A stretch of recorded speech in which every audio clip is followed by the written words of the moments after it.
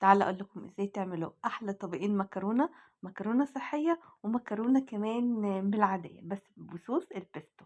بس الصوص البيستو ده انا اول مره اجربه، بس طلع فعلا واو، ندمت ان انا ما جربتوش من زمان. زي ما انتوا عارفين ان احنا في فيديو المشتريات كنا شاريين مكرونه بالشوفان، هنعملها وهنعمل كمان المكرونه العاديه، بس ما ننساش اللايك والشير والاشتراك في القناه. وتعالوا يلا نشوف الوصفه. اول حاجه انا جبت ربطه من الريحان، الريحان اللي هو مخصص للاكل، تمام، وحطيت عليهم كام ورقة نعناع، ممكن استغنى عن النعناع، وحطيتهم في الهاند بلندر بقى كده.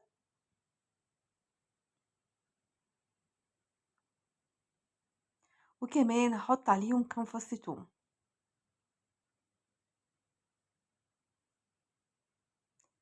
المفروض استخدم في الوصفة دي جبنة بارميزان، بس انا طبعا ما عنديش، فاستخدمت كام قطعة جبنة رومي كده، شريحتين كده، وايه طحنتهم بالكبة. وحطيت كمان آم، ربع كوباية مكسرات، اي مكسرات انا حباها عندي، بس يفضل طبعا الصنوبر، بس انا حطيت لوز. تمام. ممكن لو ما عنديش مكسرات خالص استخدم فتات الخبز اللي هو البقسماط المطحون، استخدم برضو نفس المقدار ربع كوباية. وبعد كده نزلت بزيت الزيتون وعملتهم بالهاند بلندر، بس للاسف الهاند بلندر ما نفعتش معايا، فرجعت استخدمت الكبة عشان يطحنوا كويس. تمام.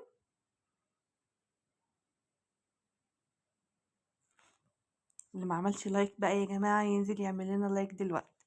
انا كده استخدمت الكبة وطحنتهم خالص. هجيب بقى طاسة معايا اسخنها كويس واحط فيها كمان شوية زيت زيتون، وهنزل بقى بالصوص اللي انا عملته ده، او الخلطة اللي انا عملتها عشان اعمل صوص البيستو. ريحتها وطعمها بجد حلوين حلوين حلوين. قلبتهم كده، يعني هي سهلة قوي. طبعا انا كنت سلقة المكرونة ومجهزاها.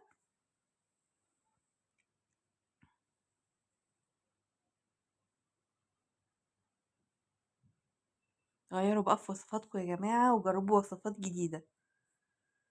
نزلت بقى بالمكرونة، المكرونة دي غامقة شوية عشان كانت بالشوفان، كان طعمها حلو قوي، يعني انا مش هبطل اجيبها ان شاء الله. حطيت بقى جزء كده وقلبتها في الصوص. وكمان كنت سايبة كوباية من مية سليق المكرونة، حطيت شوية منها لما احبها جوسي شوية، مش بحطها كلها طبعا، بحط حبة بحبة. كده المكرونة بقت جاهزة معايا زي ما احنا شايفين كده. هعمل بقى طبق المكرونة التاني اللي هي المكرونة العادية. نزلت بقى بالمكرونة العادية عشان لو ما عنديش مثلا نوع معين من المكرونة استخدم اي نوع مكرونة عادي خالص. وقلبتها برضو في نفس الصوص، وحطيت برضو شوية من مية سليق المكرونة.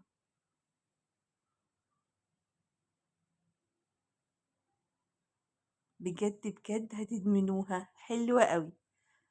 بس بصراحة انا حبيتها اكتر في المكرونة اللي بالشوفان، كان طعمها احلى كتير.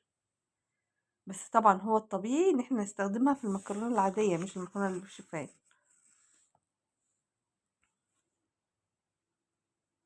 الوصفة دلوقتي خلصت خلاص، كانت تقليبة كده وخلاص. طبعا عايزة تقل الصوص، عايزة اخفف الصوص، دي حاجة براحتي.